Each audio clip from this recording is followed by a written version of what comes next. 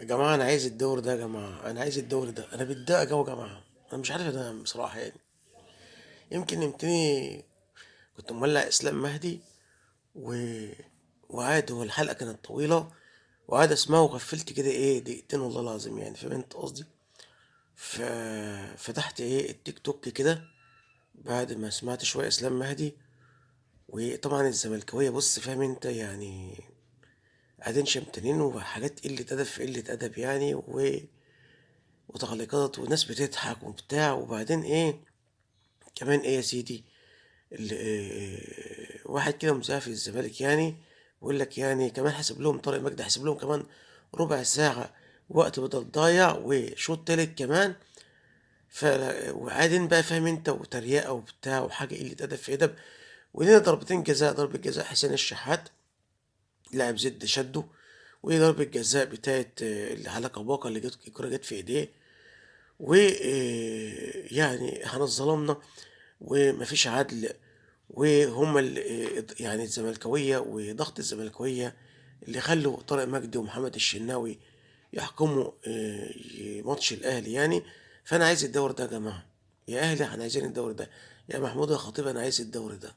فأنت احنا عايزين الدوري ده، فاهم انت؟ انا عايز الدوري ده، معرفش ايش ده، انا عايز الدوري ده، انا عايزه الرابع على التوالي، فاهم انت؟ انا عايز الدوري ده، ماليش دعوه ان شاء الله يعني، اتمنى من ربنا. احنا لا نستحقه والله العظيم، احنا اسوأ فريق في في البطوله كلها. بس احنا دلوقتي لسه لنا ماتشين، ماتش طلائع الجيش باين والمقاولين العرب، وبعد كده لسه لنا ست مطوشه في الدور الثاني. طبعا في ماتش الترجي ورايح جاي.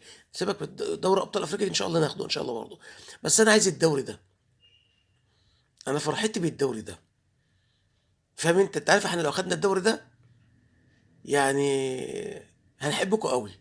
العبوا بس التمن مطوشة دولي بروح، بعزيمة، بفكر، بالمدرب ده بأي مدرب، بس العب بروح بفكر. العب بروح الفانلة الحمراء، فاهم انت؟ العب بحب النادي الأهلي. سيبكوا بقى على اسلام مهدي بقى والاعلانات، واحنا بنقول الكلام ده كله، كلهم بيطلعوا على اعلانات الجبنه والحاجات دي كلها ومع رامز والحاجات دي كلها. احنا وانا قلت لك دي فرقه، ولو انت بتتابعني من زمان من ايام الفيسبوك والله العظيم، ومن قبل ما اسمع السوشيال ميديا ومن زمان على الفيسبوك، كنت بقول لك ايه؟ كنت بقول لك إيه؟ دي ناس معاها فلوس وخلاص رايح دماغها، بياخدوا ملايين واحنا بناخد ملاليم، فاهم انت قصدي؟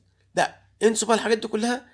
عيشوا بص انت عيش كأنك لسه بتبتدي وعايز تظهر نفسك، لازم تعرف نفسك. شفت انت النهارده مين اللي كان متألق؟ وانا قلت الكلام ده في البث المباشر وانا طالع: حسين الشحات، مروان عطية، وتريزيجيه. بقيت اللعيبة هم الهم، انا قلت كده والله العظيم. وطبعا انا زعلان من تريزيجيه لانه ضيع فرص، ضيع كورتين، كرة طلعت فوق العارضة، كرة طلعت في الجنب، كرة جت في العارضة، كرة جابها جون، امام شاط كرة طلعت بره، مروان عطية شاط شوطة صدها يكتبوا كورته، ده مش علي لطفي ده، شاط شوطة طلعت جنب جنب القايم. برضو امام شاط شوطة طلعها يكتبوا كورته، ولا خوان جارسيا علي لطفي ده يا باشا، فاهم انت؟ طاهر محمد طاهر جاب لنا، احنا عندي اتنين، فاهم انت؟ انا عندي بطين بقوا اربعة بقوا خمسة بقوا 10 قدام الجون، شوطة راح شايط على الحارس، شوطة راح شايط على الحارس. طب نعمل ايه؟ ده انت ده يا استغفر الله العظيم يا رب. فانا عايزك تلعب بروح الفانلة الحمراء، انا عايزك تلعب بروح الفانلة الحمراء. عايزين الدوري ده ان شاء الله. احنا قدامنا ماتشين بست نقط، وبعد كده باين ست مطوشة، يعني ستة في تلاتة ب 18، 18 و6 يبقى 24، عايزين 24 نقطة ناخد الدوري خلاص. ولا يلزمنا زمالك ولا يلزمنا بيراميدز.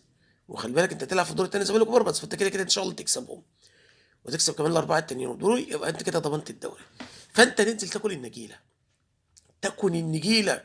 عايزين نحط جزمه معفنه في بق اي انسان زملكاوي يعني بيغلط في النادي الاهلي، عمه وعم اي فريق اللي معاه 45 دوري، اللي محدش عمل بطولات زي النادي الاهلي، اللي هم طول عمرهم في الدور الثاني، في المركز الثاني، وبيلعبوا الوقت في الكونفدراليه.